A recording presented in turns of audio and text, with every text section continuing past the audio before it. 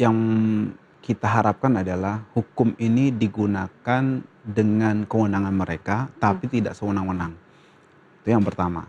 Kenapa saya sampaikan begitu? Karena memang kita temui beberapa kasus, ya bukan beberapa, hampir banyak kasus, hukum ini digunakan untuk sesuatu yang law by order. Soal dokumen yang di-upload. Jadi menurut Anda Pak Jokowi tidak punya legal standing dalam kasus ini. Ya. Legal standing kan dalam kasus ini Pak Kudri, saya ke Anda, apakah seseorang punya kedudukan hukum dan kepentingan langsung yang cukup untuk sah disebut korban atau pelapor dalam perkara pidana yang sedang berjalan? Menurut Anda sepakat dengan... Ya ini karena yang saya pahami itu dalam Undang-Undang ITE dia nggak punya legal standing. Pak Jokowi nggak punya legal standing. Ini kan begini masalahnya. Siapa yang pertama yang mengupload? Kan bukan Dr. Tifa. Mestinya yang dikatakan merusak itu adalah yang pertama. Ya. Sekarang cara berpikirnya Undang-Undang ITE ini harusnya cara berpikir yang current situasinya yang sekarang. Jangan kita lihat 10 atau 20 tahun yang lalu. Misalnya contohnya sekarang sudah ada mengaplikasi foto orang. Ya kan? Apakah itu merusak? Misalnya orang yang tadinya kurang cantik jadi cantik. Itu merusak apa enggak? Ya kan? Nah, sekarang di dalam dunia yang yang sudah berkembang ini memang harus menjadi jadi diskurs, jadi wacana ini sampai di mana sih batasnya untuk pengerusakan ini. Misalnya contoh, ya kan? Sering ya di media ini sendiri ya dalam membuat satu berita gambar orang jadi berubah dari aslinya. Misalnya kayak gitu. Itu merusak atau enggak gitu loh. Itu kan jadi nanti, tapi ini bukannya di dalam forumnya eksepsi, tapi ini akan ke depan kita lihat karena ini. Nah, jadi yang jadi dimasalahkan oleh penasihat hukum ini yang merusak ini Dian Sandi atau Dr. Tifa gitu loh. Karena yang ini kan gitu. Nah, apakah yang diupload, yang diunggah ya bahasa Indonesia itu oleh Dian Sandi itu asli yang dijadikan bukti? Yang sekarang kita nggak tahu ya. Yang sampai sekarang juga yang dituntut oleh penasihat hukum mestinya waktu dikasih itu kan menurut KUHP semua berkas perkara itu boleh dikasih ke terdakwa ketika dalam perkara itu sudah ini. Sekarang sampai sekarang kan penasihat hukum itu sendiri nggak pernah lihat fotokopi ijazah yang dijadikan bukti gitu loh. Nah misalnya contoh, fotokopinya saja tidak pernah melihat, ya, apalagi gitu aslinya. Ya contoh ya, misalnya ada orang memasukkan cek, ya kan, di dalam berkas perkara itu kan dikasih fotokopinya bahwa ceknya, walaupun aslinya ada gitu. Tapi ini saya nggak tahu. Jadi kita menjadi masih publik itu masih bertanya-tanya, apakah yang diupload di Ansandi itu memang itu ijazah yang dijadikan bukti ini loh. Nah, kalau menurut Roy, kalau betul ijazahnya yang diupload itu oleh Dian Sandi sama dengan itu, menurut Roy itu palsu. Itu yang sudah mereka teliti. Menurut keyakinan mereka itu palsu. Ya. Ternyata dibilang bukan itu. Ya, kalau misalnya yang bukan, yang salah kan bukan para si Rismon atau si Roy yang itu, mestinya yang salah yang mengupload. Bukan ijazah Jokowi itu. Itu loh, itu sih misalnya ini. Nah jadi kita masih menunggu-nunggu, ya kan, ijazah yang dijadikan bukti oleh penuntut umum itu sama nggak dengan yang itu? Itu yang menjadi soal juga gitu loh, ya kan. Nah jadi saya kira peradilan ini saya kira baik ya untuk pembelajaran. Jadi begini ya, baik KUHP lama maupun KUHP yang baru, kalau orang membuka aib orang, ya untuk kepentingan publik itu nggak boleh dihukum. Nah contohnya kan sekarang ini kan siapalah Roy Suryo dan Dr. Tifa dulu Rismon itu kan sebenarnya untuk melindungi publik. Ya ada dokumen palsu yang dipakai dalam suatu pemilihan umum. Itu kan sebenarnya kepentingan publik. Loh kenapa orang KUHP-nya sendiri udah jelas di ayat berikutnya itu tidak bisa dikenakan pidana kalau penghinaannya itu untuk kepentingan publik. Itu gitu loh. Ya. Jadi ini juga menarik, nanti kita pengen lihat ininya pertimbangan hakim ya putus ini gitu loh ya. Kita juga ingin lihat dalam putusannya ini ya, kita bukan semata-mata satu ini pengadilan satu pertunjukan. Ya, kita anggap ini orang publik dengan satu pertunjukan.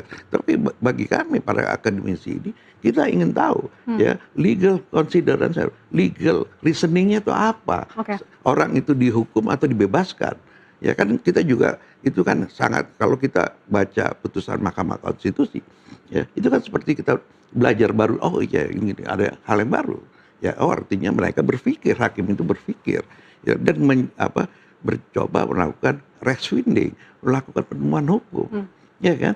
Nah ini kita pengen lihat gitu loh ya, apakah hakim-hakim itu masih cara berpikirnya 50 tahun yang lalu ya kan, ya berpikir untuk melindungi penguasa. Mestinya kan secara teorinya hakim itu kan tidak dia bebas dan ini bukan ini. Kita pengen lihat kalau hakimnya kayak begini ya masih kayak ya seperti yang kayak dulu aja. Hakim tidak bekerja di ruang senyap begitu.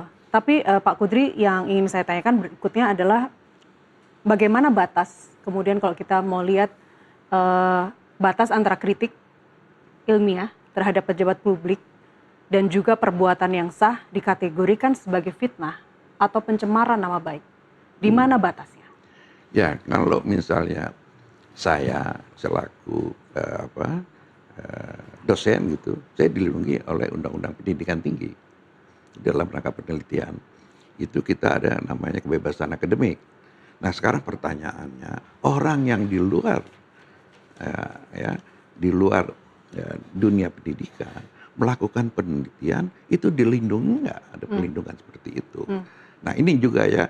Nah kalau dibilang kan gini, kalau kritik sama menghina itu, kalau menghina itu dia melontarkan sesuatu yang sama sekali nggak ada alasannya. Ya. Tetapi kalau misalnya ya ini andai kata loh ya misalnya ekstrim ya, ternyata garam itu manis loh. Loh, berdasarkan penelitian itu ekstrim kan. Tapi ini ya kan, itu kalau yang diomongkan oleh peneliti dia dalam ini ya kan, itu nggak ada persalahkan gitu loh. Tetapi kalau misalnya orang yang bukan di luar pendidikan, nah sekarang itu juga begini, sekarang orang yang melakukan penelitian itu kan bukan orang yang bekerja di dunia pendidikan. Bagaimana orang yang bekerja di laboratorium itu? Ya, misalnya begini juga, penulis nih, dia kan melakukan research, ya kan, walaupun dia misalnya mengumpulkan dari berita, dari perpustakaan, dari mana-mana, itu kan research, dia membuat, terus dia mau ada nggak perlindungan terhadap itu? Nah sekarang juga pertanyaan, karena kembali lagi tadi kita nggak tahu ya kalau niat yang apa yang disampaikan kepada publik itu dulu Rismond dan Dr. Tifa itu, dia itu kan mau tujuannya untuk ini kan ke masyarakat, ke depannya yang benar loh. Ya kan kalau katakanlah misalnya nih, ini misalnya ternyata nih ijazahnya Pak Jokowi itu palsu, mungkin dia nggak jadi presiden lagi, ya kan udah lalu, udah selesai ya kan, mestinya kan ditanya buat apa sih diungkit-ungkit lagi, dia udah nggak presiden lagi, walaupun dibilang kalau begitu dia nggak boleh dapat uang pensiun presiden misalnya, dia nggak boleh berhak dikawal lagi, ya nggak boleh ini misalnya itu ya. Tapi kan yang orang bilang buat apa dikutak-kutik lagi gitu, ini kan pekerjaan menegakkan benang yang basah gitu loh, ya seperti benang ngegayung angin dibilang gitu, pekerjaan yang sia-sia. Tapi enggak, ini kan kita mau ngelihat bahwa ke depannya kita ini supaya ininya yang baik ya. Jadi tata kelola kenegaraan, tata kelola ini kita kan mau ke depannya baik, jangan kayak kita ya jalan di tempat gitu ya. Nah jadi kembali lagi, di mana bedanya kritik dengan fitnah? Yaitu kalau fitnah itu pasti ya tidak ada dasarnya, semata-mata benci aja kepada orang yang difitnah itu. Ya. Tetapi kalau penelitian ya kan ada tanya di mana mens reanya, ya kan? Kalau orang yang memfitnah yang tanpa tujuan, ya itu pasti dia mau memfitnah orang. Tapi kalau ada orang ya sesuatu dia melakukan sesuatu untuk kebaikan masyarakat, ya nggak dia bisa dibilang itu memfitnah dong. Ya, ya. Ya, kita kembali lagi ya, ini cerita abad pertengahan, ya apa ya, saya lupa siapa ya, kalau nggak salah itu ada satu peneliti ya, yang menyatakan bumi itu bundar, padahal apa namanya raja, ya apa namanya itu raja bilang dunia dipetak. Raja itu ngomong begitu, ya itu dapat apa dukungan dari gereja. Terus ada orang bilang bumi ini benar. Terus masa dibilang itu memfitnah raja? Ya itu di situ. Nah sekarang ya misalnya satu lagi, misalnya ada pemerintah mengeluarkan kebijakan, ya kebijakan menurut dia tidak, kita nggak bisa ukur ini mayoritas atau tidak. Kebijakan itu sia-sia, ya hambur-hamburin duit misalnya. Masa kita bilang itu memfitnah? Ya. Ya gitu. Jadi Itu kritik yang membangun, ya, harus dibedakan kritik dan jadi sebenarnya dasarnya dia itu melakukan lontaran itu semata-mata karena kebencian atau karena memang untuk kepentingan publik. Ya. Jadi kan niat itu kan abstrak. Gimana kita ngukur, kita bisa lihat itu adanya niat. Nah, jadi kan mestinya patokannya sebenarnya perbuatan itu untuk apa?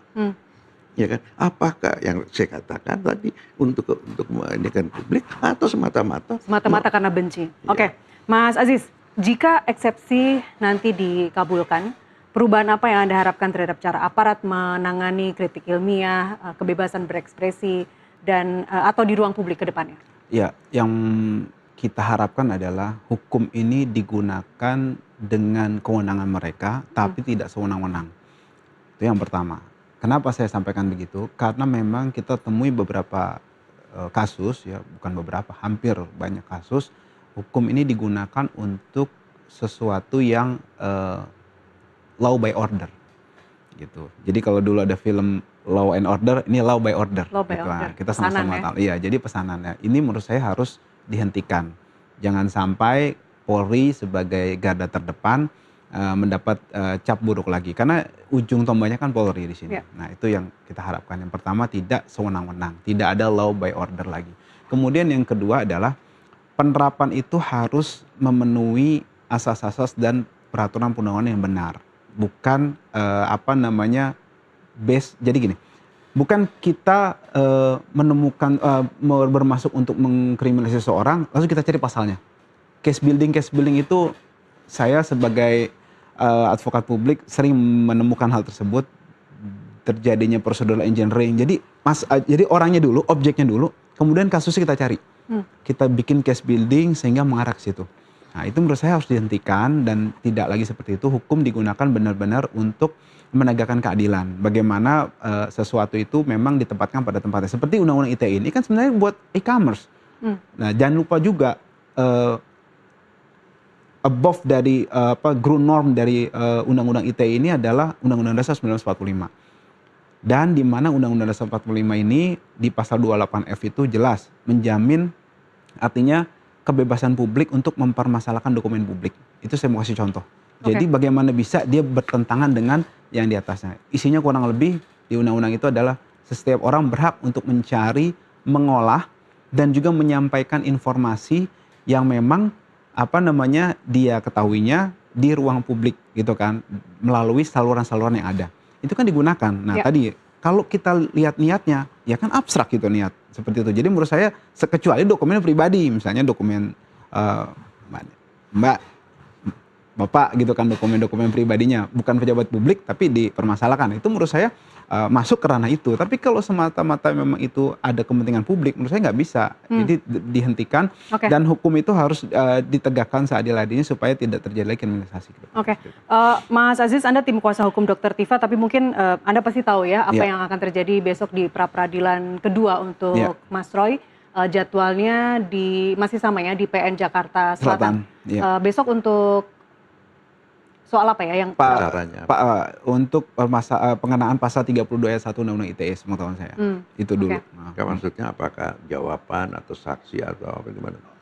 Ini pra-peradilan sidang baru ya? Pertama. Oh, baru pertama. Sidang pertama. Oke. Yang pertama sudah menang, ini adalah yang kedua Sudah untuk diajukan waktu itu, Oh, iya. tinggal ini mulai sidang lagi baru. Oh, ini ada 2 pra-peradilan. Sudah lagi lanjutan juga. Pengajuan ulang. Oke. Ini. Baik. Kita akan update kembali besok seperti apa Ya. jalannya pra-peradilan yang seharusnya kemarin ya harusnya tanggal 9 terus diundur besok Diundur hari besok. Jumat. Ya. Baik, Mas Aziz Zanuar tim kuasa hukum Dr. Tifa dan Pak Kudri Sitompul ahli hukum pidana UI, terima kasih sudah berbagi Sama-sama. pandangan di NTV Sama-sama. Prime. Sehat Ya. selalu. Oke. Pemirsa, demikian pembahasan kita malam ini terkait sidang eksepsi perkara dugaan fitnah ijazah Jokowi dengan terdakwa Dr. Tifa. Tentu proses persidangan masih berjalan dan putusan majelis hakim atas eksepsi akan menjadi tahap berikutnya. Jangan beranjak dulu, NTV Prime masih akan kembali dengan informasi lainnya, tetaplah bersama kami.